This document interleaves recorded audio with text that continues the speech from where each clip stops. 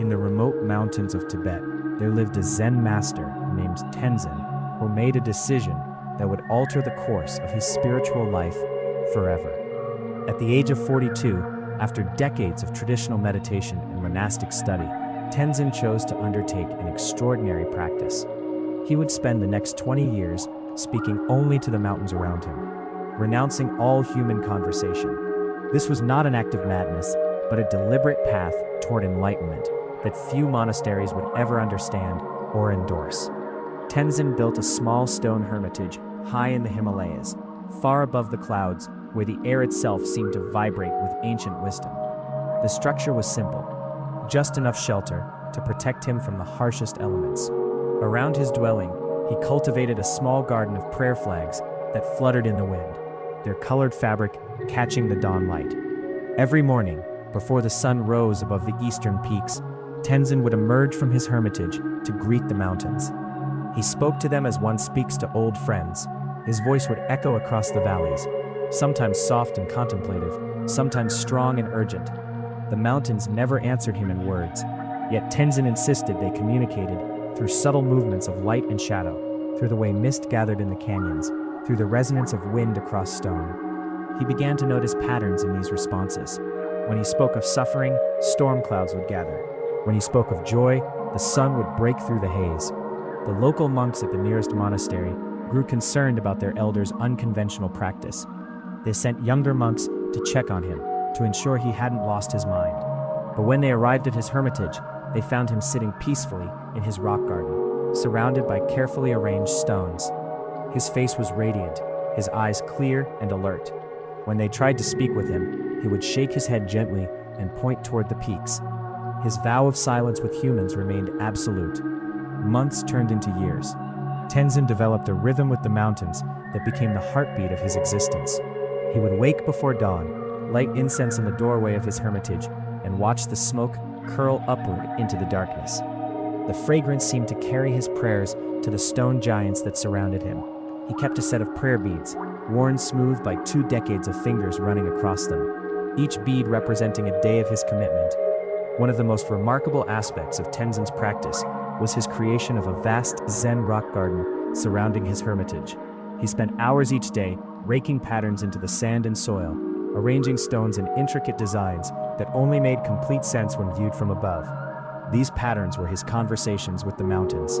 Each stroke of the rake was a word, each stone placement a complete thought. He was literally drawing his dialogue onto the earth itself. The rock garden became increasingly sophisticated over the years. Some patterns were geometric and precise, representing logical thoughts about the nature of consciousness. Others were wild and chaotic, representing the tumultuous emotional states he moved through. Still others were utterly abstract, beyond human interpretation, perhaps meant only for the mountains to understand. Hikers who occasionally passed near his hermitage reported seeing these designs from the ridges above, and many believed they held profound spiritual meaning. Tenzin's practice began to attract unexpected attention. Spiritual seekers from across Asia started making pilgrimages to the area, hoping to glimpse the Zen master who only spoke to mountains. The monastery below had to implement rules about who could venture up the mountain and when. They established a viewing area far enough away that Tenzin wouldn't be disturbed, yet close enough that pilgrims could observe his daily rituals from a distance. Tenzin never objected to this arrangement. He seemed indifferent to whether he had an audience or not. The local monastery eventually constructed a small meditation pavilion where visitors could sit and contemplate while listening to Tenzin's voice echo across the valleys. It became an unexpected destination for spiritual tourism. Yet the atmosphere remained sacred. No one spoke. No one laughed. Everyone simply sat in silence, listening to an old man talking to mountains. Many visitors reported profound experiences during these sessions, claiming they'd never felt so close to something transcendent. Tenzin's diet became increasingly simple. He ate what grew in his garden and what the monastery occasionally left at a designated point down the mountain. He stopped using many of his possessions. His robes became more threadbare, patched repeatedly with the same color cloth. His hands became weathered and rough from constant work in the garden. His hair, once black, turned completely white. but his eyes remained bright with an intelligence that seemed almost otherworldly. As the years progressed, Tenzin's conversations with the mountains became more nuanced and sophisticated. He began to speak in metaphors and koans, the traditional Zen teaching stories. Sometimes villagers below could hear him asking the mountains riddles. What is the sound of one hand clapping? If a mountain falls in the forest and no one is there to hear it, does it make a sound? He was teaching the mountains, or perhaps teaching himself through the mountains. The distinction became increasingly blurred. The monastery kept detailed records of Tenzin's practice. Monks would approach the edge of his territory and document what they observed, the patterns in his rock garden, the frequency and duration of his spoken meditations. These observations were compiled into a remarkable archive that eventually became the basis for scholarly studies of unconventional spiritual practices. Researchers came from universities worldwide trying to understand what Tenzin was actually achieving. Many spiritual teachers visited the monastery to study Tenzin's method, convinced that 20 years of speaking only to mountains was at best eccentric and at worst a sign of mental deterioration. But upon seeing Tenzin, observing his serene demeanor, watching him move through his days with perfect intention, many converted to believers in his path. Some even attempted similar practices themselves, though few could maintain the discipline for more than a few months. As the 18th year of his practice drew to a close, Tenzin began to change. His conversations with the mountains shifted in character. They became less frequent, but more intense. He would sit for hours in his rock garden, silent, completely still. Monks speculated that he was entering a new phase, perhaps preparing for something momentous. Some believed he was approaching a state of enlightenment that would transform his entire being. Then, on the evening of his 19th year, something extraordinary happened. A massive storm rolled over the mountains with incredible fury. Thunder cracked with a sound like the world splitting open. Lightning illuminated the peaks as though dawn and dusk were clashing overhead. The monks at the monastery grew terrified, worried that Tenzin's hermitage might be destroyed or that the old master himself might perish in the violent weather. When morning came, the monks rushed up the mountain, climbing through mud and debris.